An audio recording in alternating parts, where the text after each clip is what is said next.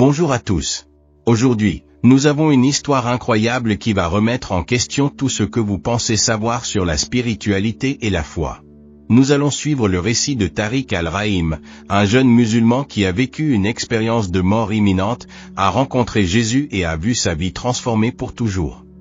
Je suis sûr que vous ne voudrez rater aucun détail de cette histoire fascinante. Avant de commencer, commentez ici de quelle ville vous regardez. Si vous n'êtes pas encore abonné, abonnez-vous à la chaîne et activez la cloche pour ne rater aucune histoire surprenante comme celle-ci.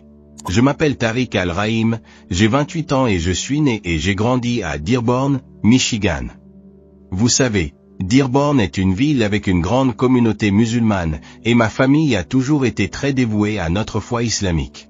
Depuis mon enfance, j'ai appris que le Coran contenait toute la vérité dont j'avais besoin et qu'Allah était le seul chemin vers le salut. Mes parents, Yusuf et Laïla, ont toujours veillé à ce que nous respections tous les préceptes de notre religion. Nous faisions les 5 prières quotidiennes, jeûnions pendant le Ramadan et allions à la mosquée tous les vendredis. Plus qu'une routine, c'était notre identité, notre mode de vie. J'ai grandi dans un environnement où remettre en question notre foi n'était pas seulement mal vu, c'était pratiquement impensable. Avoir des doutes sur l'islam semblait être une trahison, non seulement envers ma religion, mais aussi envers ma famille et ma communauté. Je me souviens qu'adolescent, il y avait parfois des questions qui surgissaient sur certains aspects de notre foi. Chaque fois que j'essayais d'exprimer ces doutes, mon père devenait très sérieux et disait « Tark, ces questions sont l'œuvre de Shaitan, éloigne ces pensées de ton esprit. » Et j'obéissais, car j'avais confiance en lui et je ne voulais pas le décevoir. Les choses ont commencé à changer lorsque je suis entré à l'université. Soudain, je me suis retrouvé dans un environnement complètement différent de celui auquel j'étais habitué. Il y avait des gens de toutes origines, avec des croyances et des idées si diverses que, au début, j'étais un peu effrayé. C'était comme si j'étais sorti d'un monde en noir et blanc pour entrer dans un monde plein de couleurs. C'est là que j'ai rencontré Daniel Petrov, un chrétien orthodoxe qui est devenu mon ami. Au début, je l'avoue, mon intention était de le convaincre que l'islam était la seule vérité. Mais Daniel était différent de quiconque que j'avais connu. Il écoutait mes idées avec respect et répondait calmement, sans essayer de me convertir ou de juger mes croyances. Cette amitié m'a amené à remettre en question de nombreuses choses que j'avais toujours tenues pour acquises. J'ai commencé à lire la Bible en secret, curieux de comprendre en quoi Daniel croyait.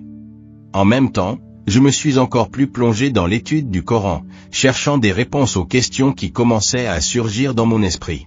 Je me sentais partagé. D'un côté, il y avait tout l'amour et le respect que je ressentais pour ma famille et ma communauté. De l'autre, il y avait cette soif de connaissance, ce désir de comprendre davantage le monde et la foi. C'est pendant cette période de questionnement et de doute que quelque chose d'extraordinaire s'est produit. Quelque chose qui a complètement changé ma vie et ma façon de voir le monde. J'ai eu une expérience de mort imminente qui a ébranlé toutes mes certitudes et m'a fait repenser tout ce que je croyais être vrai. Mais avant de parler de cette expérience, je veux que vous compreniez que j'étais juste un jeune ordinaire, essayant de trouver ma place dans le monde. Je n'étais pas un érudit religieux, ni quelqu'un avec des pouvoirs spéciaux. J'étais juste Tark, avec mes doutes, mes peurs et mes espoirs. C'est ce Tariq qui a vécu quelque chose que je n'aurais jamais imaginé possible. C'était un jour comme un autre. Je rentrais chez moi après les cours, pensant aux lectures que j'avais faites récemment, des extraits de la Bible que Daniel m'avait montrés et des versets du Coran que je relisais avec un nouveau regard. J'étais tellement absorbé dans mes pensées que, au début, je ne réalisais même pas qu'il se passait quelque chose de mal. Puis, tout à coup, j'ai ressenti une douleur aiguë dans la poitrine, comme si quelqu'un serrait mon cœur à plein poumon. Au début, je pensais que c'était juste de la fatigue ou peut-être une indigestion, mais la douleur ne faisait qu'augmenter. Ma respiration devenait difficile, comme si mes poumons étaient écrasés. Je me souviens d'avoir regardé autour de moi, désespéré de trouver de l'aide, mais la rue était étrangement vide. Mes jambes ont flanché et, avant que je puisse faire quoi que ce soit, je suis tombé au sol. La dernière chose que j'ai vue était le ciel bleu au-dessus de moi, puis tout est devenu sombre. Je ne sais pas combien de temps s'est écoulé. Je sais juste que, tout à coup, je flottais. C'est difficile d'expliquer la sensation que j'ai eue à ce moment-là. C'était comme si j'étais hors de mon corps, regardant en bas. Je me suis vu allongé sur le trottoir, immobile.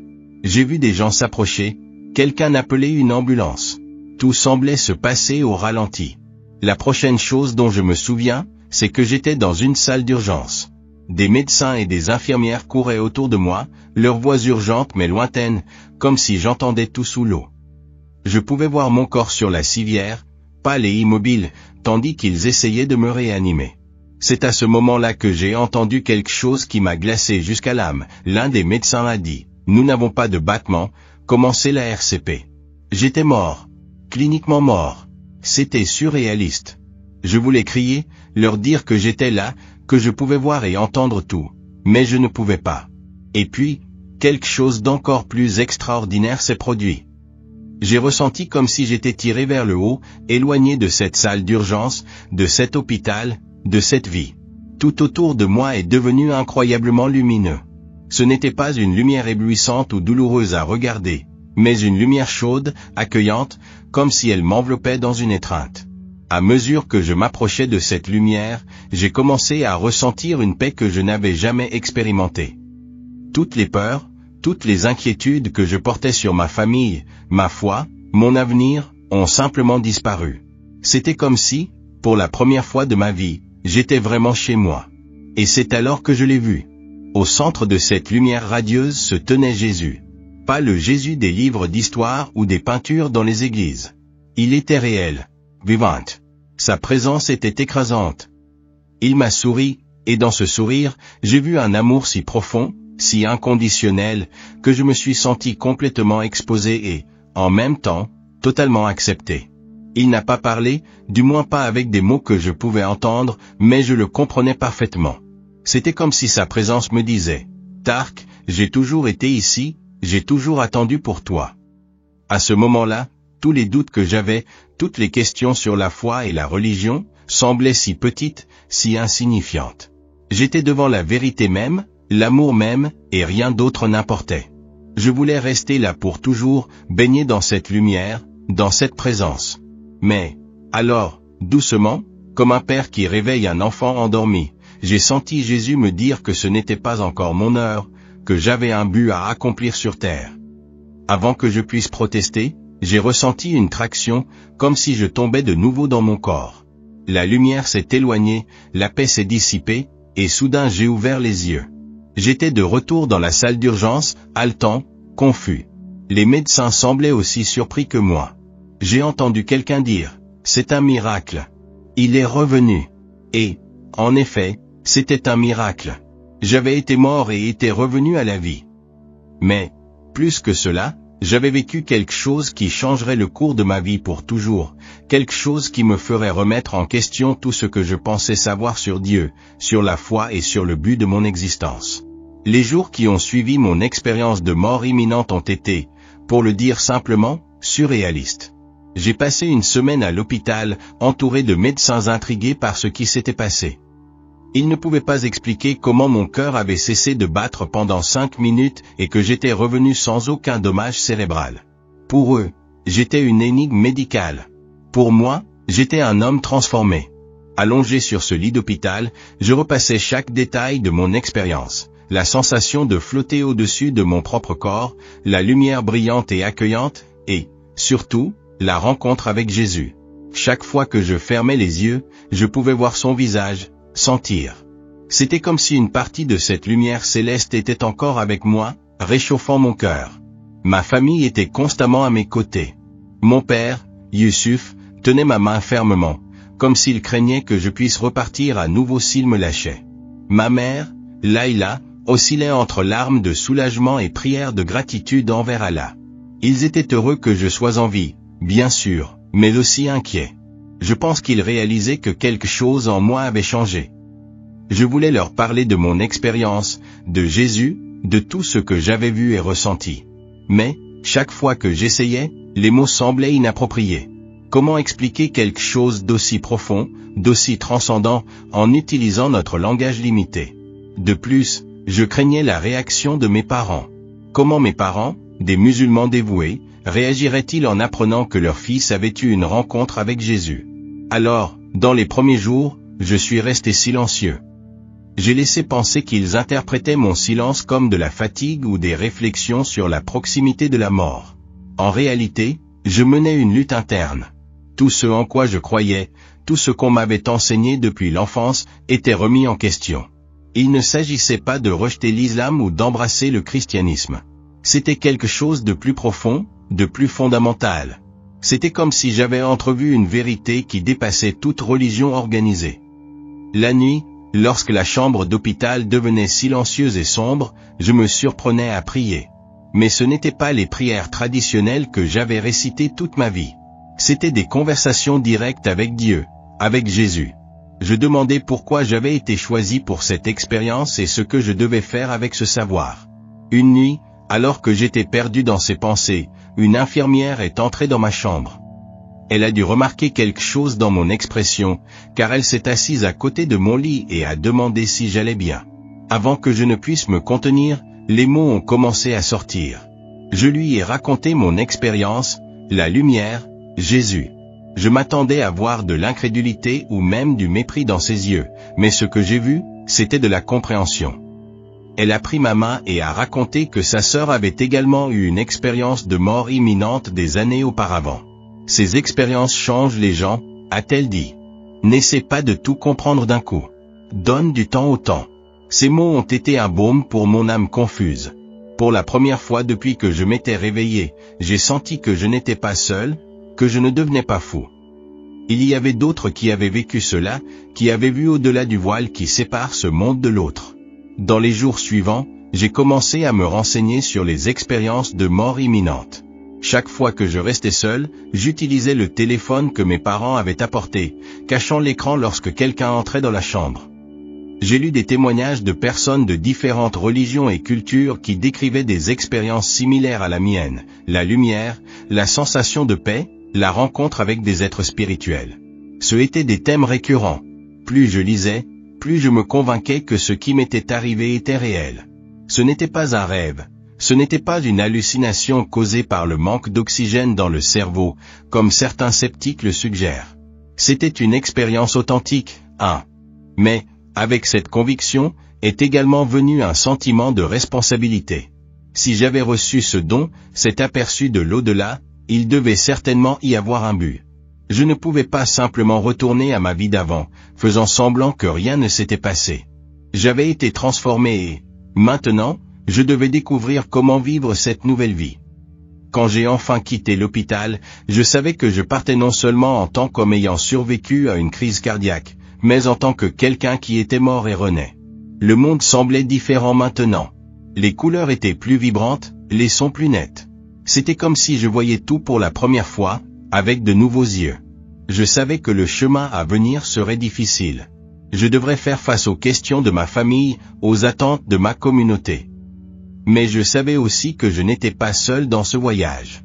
La lumière que j'avais expérimentée, l'amour que j'avais ressenti en présence de Jésus, était avec moi. Et avec cela dans le cœur, j'ai fait mes premiers pas vers une nouvelle vie. Retourner chez moi, après l'expérience à l'hôpital, était comme entrer dans un monde familier, mais en même temps, étrange. Les murs de notre maison à Dearborn, les meubles, les photos de famille, tout était exactement comme je l'avais laissé. Mais je n'étais plus le même Tariq qui était parti d'ici des semaines auparavant. Au cours des premiers jours, mes parents étaient si soulagés que je sois de retour qu'ils n'ont pas beaucoup remarqué mon changement de comportement. Ou peut-être qu'ils l'ont remarqué, mais ont préféré l'attribuer au traumatisme de ce qui s'était passé. Ma mère, Laila, préparait mes plats préférés, tandis que mon père, Youssouf, passait des heures assis à mes côtés. Parfois en silence, d'autres fois, se remémorant des histoires de mon enfance. Mais, au fur et à mesure que les jours passaient, il devenait de plus en plus difficile de cacher le tumulte qui se produisait en moi. Je me surprenais à regarder le tapis de prière dans le coin de ma chambre, ressentant un mélange de culpabilité et de confusion. Les 5 prières quotidiennes, qui auparavant rythmaient ma vie, semblaient maintenant, je ne savais pas vraiment comment décrire. Ce n'était pas que je ne voulais plus prier, mais la façon dont je comprenais la prière avait complètement changé. Un après-midi, alors que j'étais assis dans le jardin arrière, mon père m'a rejoint. Il m'a regardé longuement avant de parler. « Tark, dit-il, d'une voix grave et préoccupée, que se passe-t-il avec toi ? Mon fils, tu ne vas pas à la mosquée, tes prières. Je savais que ce moment arriverait, mais je n'étais pas préparé. Comment lui expliquer?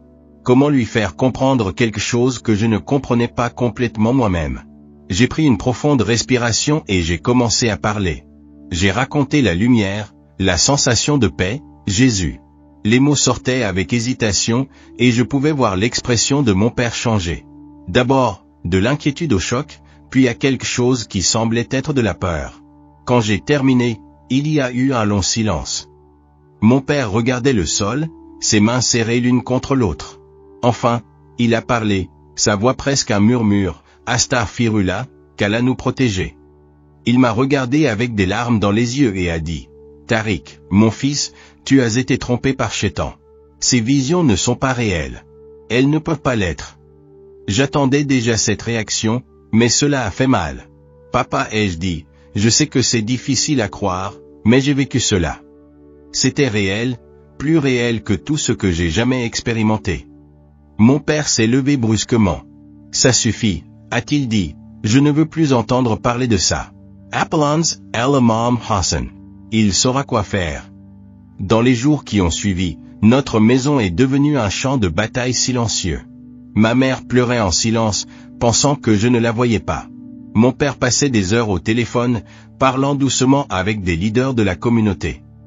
Et moi, je me sentais de plus en plus isolé. L'imam Hassan est venu nous rendre visite.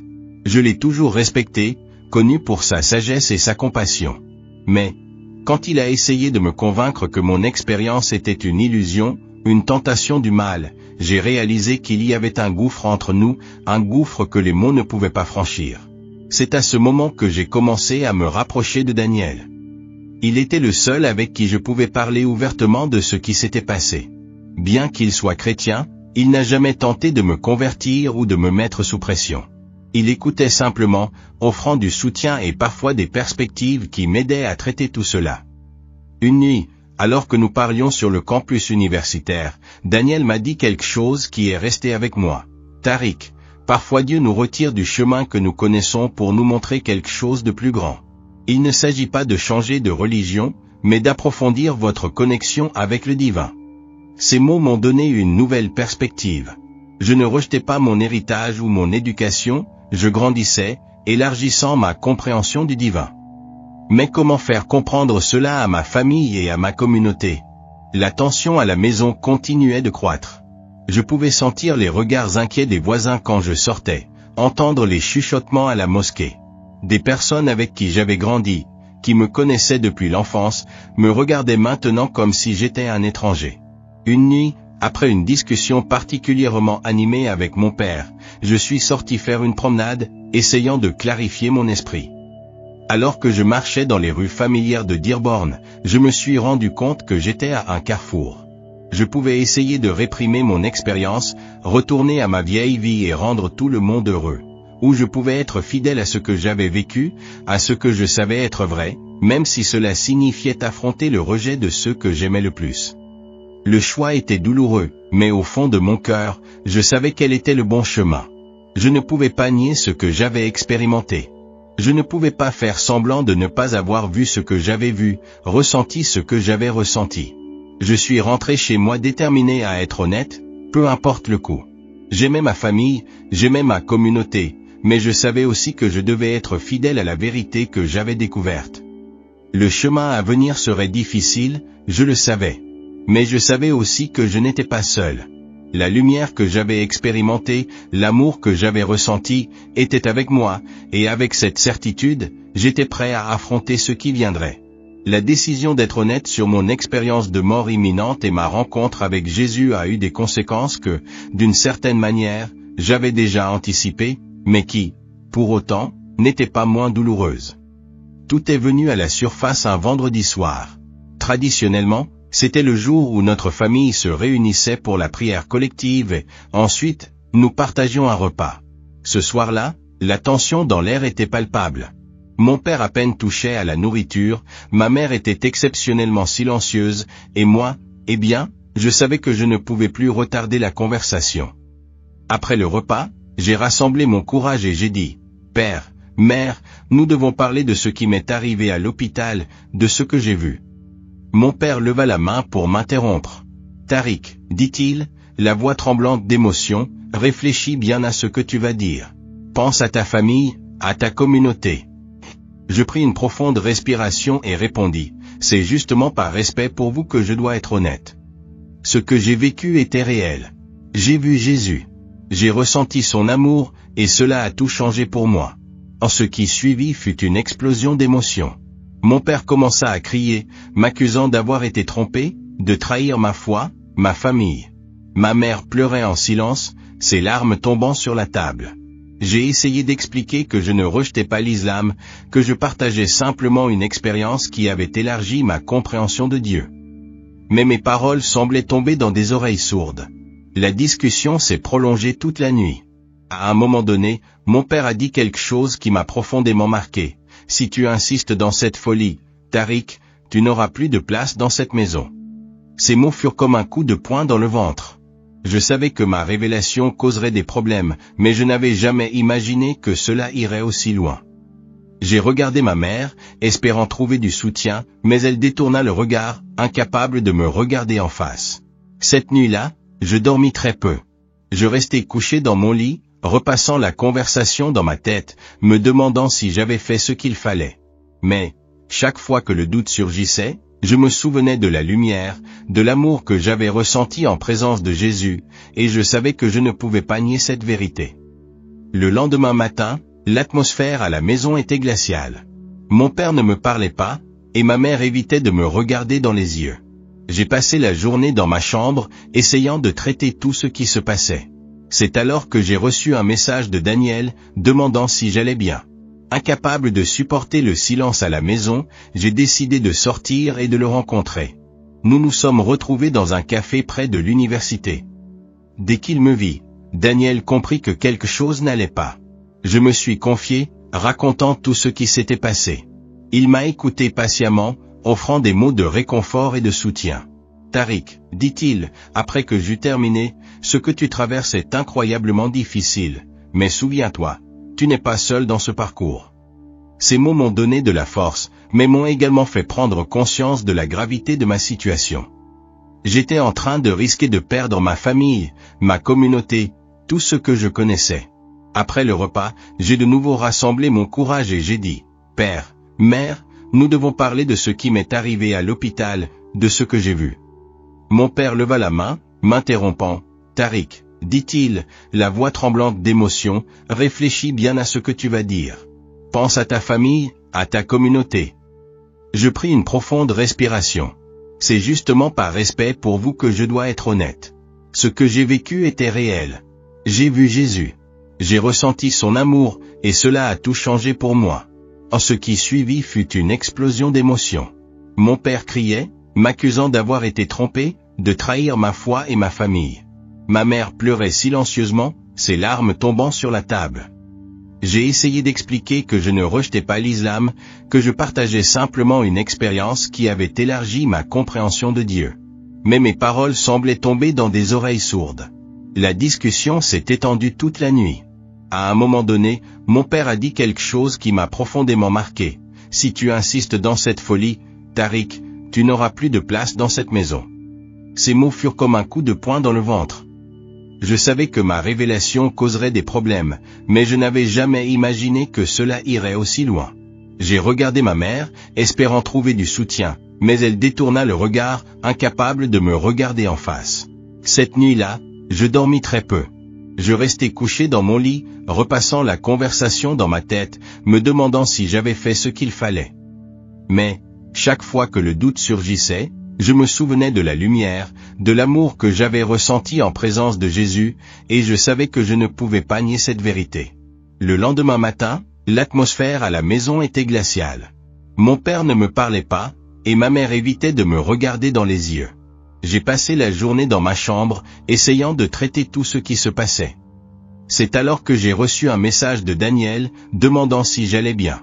Incapable de supporter le silence, j'ai décidé de sortir et de le rencontrer. Nous nous sommes retrouvés dans un café près de l'université. Dès qu'il me vit, Daniel comprit que quelque chose n'allait pas. Je me suis confié, racontant tout ce qui s'était passé. Il m'a écouté patiemment, offrant des mots de réconfort et de soutien. « Tariq, dit-il, après que j'eus terminé, ce que tu traverses est incroyablement difficile, mais souviens-toi, tu n'es pas seul dans ce parcours. » Ces mots m'ont donné de la force, mais m'ont également fait prendre conscience de la gravité de ma situation.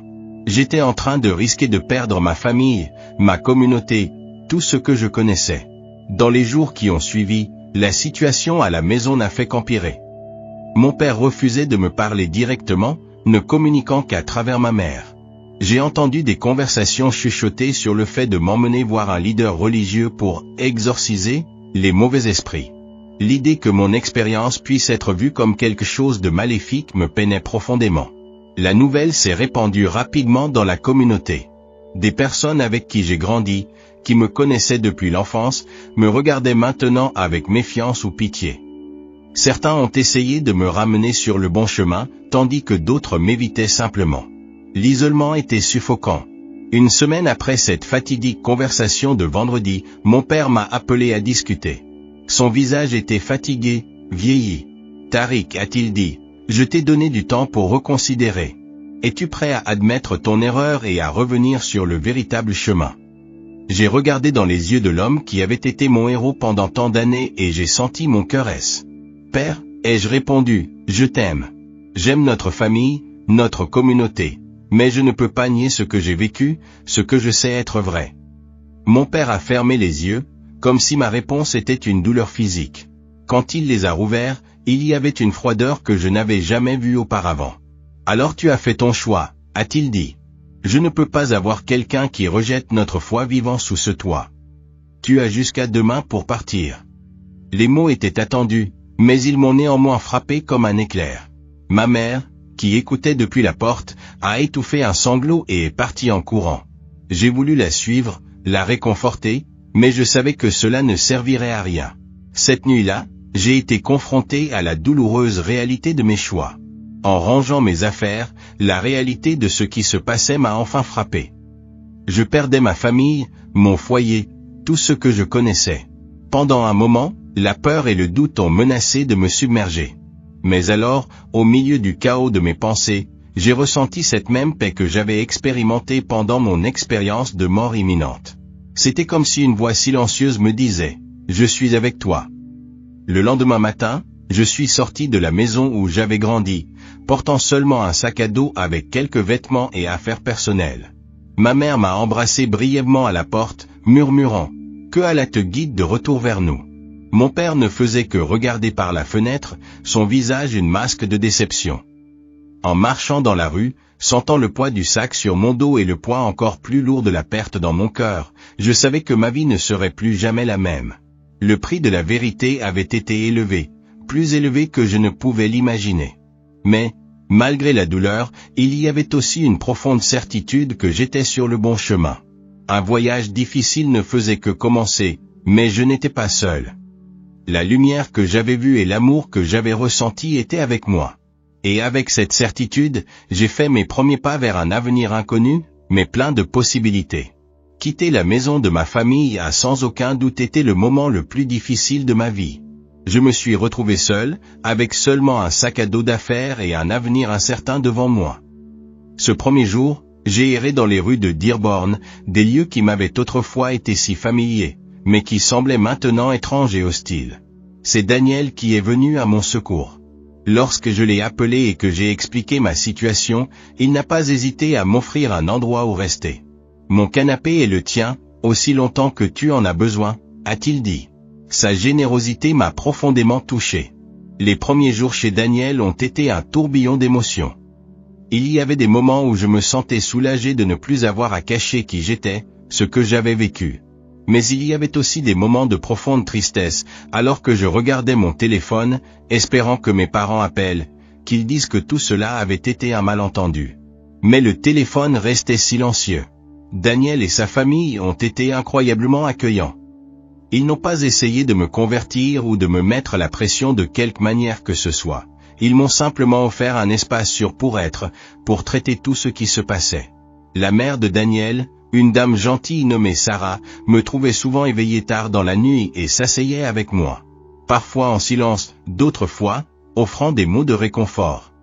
C'est au cours d'une de ces nuits que Sarah m'a dit quelque chose qui est resté avec moi. Tariq, parfois Dieu nous mène par des chemins difficiles, non pas pour nous punir, mais pour nous préparer à quelque chose de plus grand. Ces mots m'ont donné une nouvelle perspective. J'ai commencé à voir ma situation non seulement comme une perte, mais comme une opportunité. Une opportunité d'explorer ma foi d'une manière plus profonde et personnelle, libre des attentes et des traditions qui avaient façonné ma vie jusqu'alors. Mais la réalité pratique de ma situation s'est vite imposée. Je devais trouver un emploi et un endroit où vivre. Heureusement, l'université n'était pas un problème immédiat, car j'avais une bourse d'études, mais toutes les autres dépenses devaient être couvertes. J'ai commencé à chercher un emploi à temps partiel. Ce n'était pas facile. Dearborn est une petite communauté et les nouvelles se répandent rapidement. Beaucoup d'endroits qui m'auraient autrefois accueilli à bras ouverts fermaient maintenant leurs portes. Je pouvais sentir les regards, entendre les chuchotements. C'est ce garçon Al-Rahim, disait-il, celui qui a eu cette étrange vision. Finalement, j'ai obtenu un emploi dans une librairie de l'autre côté de la ville. Le propriétaire, un vieux monsieur nommé Emer Johnson, ne connaissait pas mon histoire et ne se souk. Cela a été un soulagement. Vous connaissez les livres et savez compter de l'argent, alors vous êtes engagé, a-t-il dit. La librairie est rapidement devenue mon refuge. Entouré de livres de toutes les religions et philosophies, je passais mon temps libre à lire, explorant des idées qui auraient auparavant été considérées comme interdites. J'ai commencé à voir que mon expérience de mort imminente n'était pas unique. Il y avait d'innombrables récits de personnes de différentes cultures et religions qui avaient vécu quelque chose de similaire. C'est à cette époque que j'ai commencé à écrire un journal. Non pas dans le but de le publier ou de le partager avec quelqu'un, mais simplement comme une façon de traiter mes pensées et mes sentiments. J'écrivais sur mon expérience, sur les doutes et les interrogations qui avaient surgi après, sur la douleur de perdre ma famille et ma communauté. Le processus d'écriture a été thérapeutique. Cela m'a aidé à organiser mes pensées, à voir des schémas et des connexions qui n'étaient pas clairs auparavant. Je me suis rendu compte que, malgré toute la douleur et la confusion, il y avait une ligne dans mon parcours, la quête de la vérité, de l'amour inconditionnel que j'avais expérimenté dans ces brefs instants au-delà de la vie. Peu à peu, j'ai commencé à construire un nouveau réseau de soutien. En plus de Daniel et de sa famille, j'ai rencontré d'autres personnes qui avaient vécu des expériences similaires. Certains étaient des ex-musulmans comme moi, d'autres venaient de différents contextes religieux. Ce qui nous unissait était la recherche d'une compréhension plus profonde du divin, au-delà des frontières des religions organisées. L'un de ses nouveaux amis était Sophia, une ex-catholique qui avait eu une expérience de mort imminente après un accident de voiture. C'est elle qui m'a présenté à un groupe de soutien pour les personnes ayant vécu des expériences de mort imminente. Participer à ces réunions a été révélateur. Pour la première fois depuis mon expérience, je me suis senti véritablement compris. Mais tout n'était pas facile. Il y avait des jours où la nostalgie de ma famille était écrasante, des jours où je passais devant notre ancienne maison en espérant voir ma mère dans le jardin ou mon père en train de laver la voiture. Des jours où le poids de ma décision semblait trop lourd à porter. C'est durant un de ces moments difficiles que j'ai fait un rêve vivant. Dans ce rêve, j'étais de retour à cette lumière brillante que j'avais expérimentée pendant ma EMI. Jésus était là, souriant à moi. Il n'a rien dit, il m'a juste pris dans ses bras. Quand je me suis réveillé, mon visage était mouillé de larmes, mais mon cœur était léger. Le rêve m'a rappelé pourquoi j'avais choisi ce chemin difficile. Environ 6 mois après avoir quitté la maison de mes parents, j'ai réussi à louer un petit appartement. Il était modeste, mais c'était le mien. Le jour où j'ai déménagé, j'ai regardé autour de l'espace vide et j'ai ressenti un mélange de fierté et de mélancolie. J'avais réussi à reconstruire ma vie, mais à un coût énorme. Cette nuit-là, assis sur le sol de mon nouvel appartement, entouré de cartons encore non déballés, je pensais, je ne sais pas où ce parcours va me mener, mais je sais que je ne suis pas seul. La lumière que j'ai vue, l'amour que j'ai ressenti sont toujours avec moi, et c'est suffisant. La reconstruction de ma vie était loin d'être complète. Il y avait encore de nombreux défis à relever, de nombreux ponts à construire et, peut-être, quelques-uns à réparer. Mais, pour la première fois depuis longtemps, je me sentais en paix avec le chemin que j'avais choisi. Ce n'était pas le chemin que j'attendais, ce n'était certainement pas le chemin le plus facile, mais c'était mon chemin, et j'étais déterminé à le suivre, peu importe où il me mènerait. Au fil des mois et alors que je m'établissais dans ma nouvelle vie, quelque chose d'inattendu a commencé à se produire. Mon histoire, celle d'un jeune musulman qui a eu une expérience de mort imminente et une rencontre avec Jésus, a commencé à se répandre au-delà du cercle immédiat des personnes que je connaissais. Tout a commencé de manière innocente. Lors d'une des réunions du groupe de soutien pour les personnes ayant vécu des EMI, j'ai partagé mon expérience. L'une des personnes présentes, une journaliste freelance nommée Rebecca, a été particulièrement intriguée par mon histoire. Elle m'a demandé la permission d'écrire un article sur mon expérience pour un blog local. Au début, j'ai hésité. J'avais déjà perdu tant de choses à cause de mon expérience, et l'idée de l'exposer publiquement me faisait peur. Mais quelque chose en moi me disait qu'il était important de partager. Peut-être que mon histoire pourrait aider d'autres personnes qui traversaient des crises de foi ou remettaient en question leurs croyances. Alors, j'ai accepté.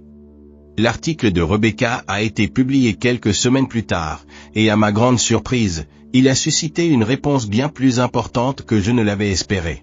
Des personnes de différentes régions du pays ont commencé à me contacter via les réseaux sociaux. Certains étaient sceptiques, remettant en question la véracité de mon expérience, d'autres étaient curieux, souhaitant en savoir plus. Et il y avait ceux qui s'identifiaient profondément à mon histoire, partageant leur propre lutte avec la. Un jour, j'ai reçu un message qui m'a profondément touché. C'était d'un jeune nommé Ahmed, d'une ville voisine.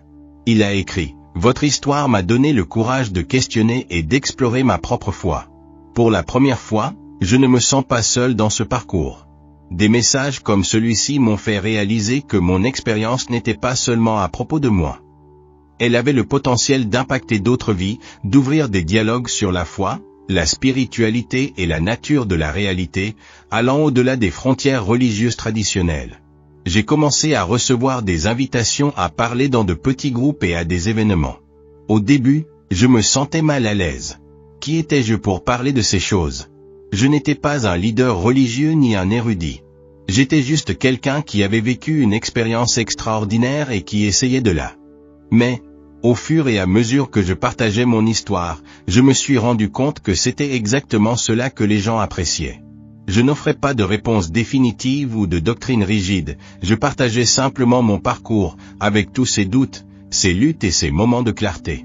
Un jour, j'ai été invité à parler lors d'un événement interreligieux à l'université locale. L'auditorium était plein, et je pouvais sentir la tension dans l'air. Il y avait des personnes de différentes religions, y compris de nombreux musulmans. J'ai reconnu certains visages de ma communauté précédente. Quand j'ai commencé à parler, ma voix tremblait, mais au fur et à mesure que je partageais mon histoire, j'ai ressenti un calme m'envahir. J'ai parlé de mon expérience de mort imminente, de ma rencontre avec Jésus et de la façon dont cela avait changé ma perspective sur la religion et la spiritualité. Je ne suis pas ici pour convertir qui que ce soit, ou pour dire qu'une religion est meilleure qu'une autre, ai-je dit. Je suis ici pour partager mon expérience et pour dire qu'il y a peut-être plus dans la réalité spirituelle que ce que nos traditions religieuses nous enseignent. Après la conférence, il y a eu un moment de silence. Puis, les questions ont commencé.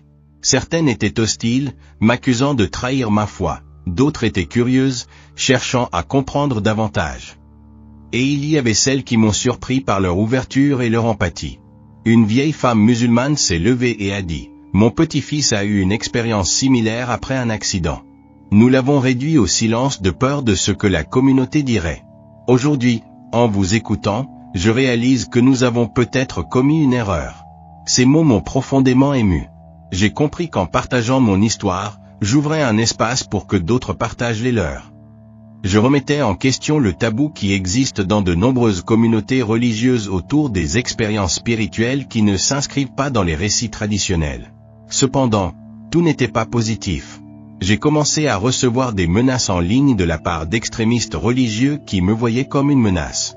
Certains m'accusaient d'être un agent occidental essayant de miner la foi islamique, d'autres disaient que j'étais possédé par des démons. Ces menaces m'ont profondément effrayé, au point de envisager de cesser de parler publiquement et de revenir à une vie anonyme. Cependant, je me rappelais des personnes qui avaient été touchées par mon histoire et des conversations importantes qu'elle avait initiées. Un jour, j'ai reçu un appel inattendu de ma mère. Elle avait entendu parler de ma conférence à l'université et sa voix tremblait quand elle a dit « Tariq, je ne comprends pas ce qui t'est arrivé, mais je suis fier de ton courage. » Cet appel bref a été un baume pour mon âme, un signe que peut-être, avec le temps, les ponts que nous avions brûlés pourraient être reconstruits. À mesure que mon histoire se répandait, j'ai commencé à recevoir des invitations à participer à des programmes de radio et à des podcasts. Chaque fois que je le pouvais, j'acceptais, non pas par quête de célébrité, mais parce que je croyais qu'il était important d'avoir ces conversations difficiles sur la foi, la spiritualité et la nature de la réalité. Dans l'un de ces programmes, l'animateur m'a demandé comment je définirais ma foi aujourd'hui. Après réflexion, j'ai répondu, ma foi, aujourd'hui, est plus une quête qu'une certitude. Il s'agit d'être ouvert à l'immensité du divin, en reconnaissant qu'aucune religion n'a le monopole de la vérité. Il s'agit d'amour, de compassion et de la recherche constante d'une connexion plus profonde avec le divin, quel que soit le nom que nous lui donnons. En prononçant ces mots, j'ai ressenti une profonde paix.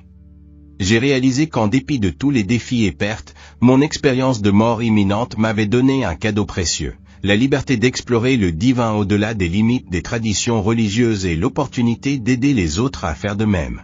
L'impact de mon histoire continuait à se déployer de manière inattendue.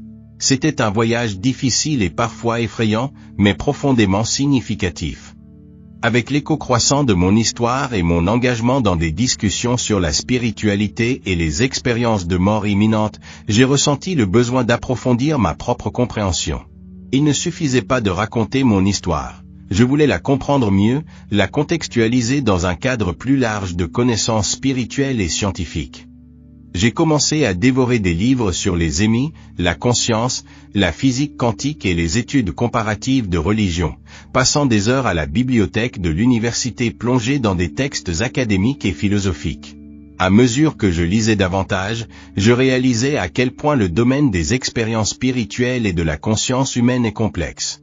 Un livre qui m'a profondément marqué a été La vie après la vie du Dr Raymond Moody.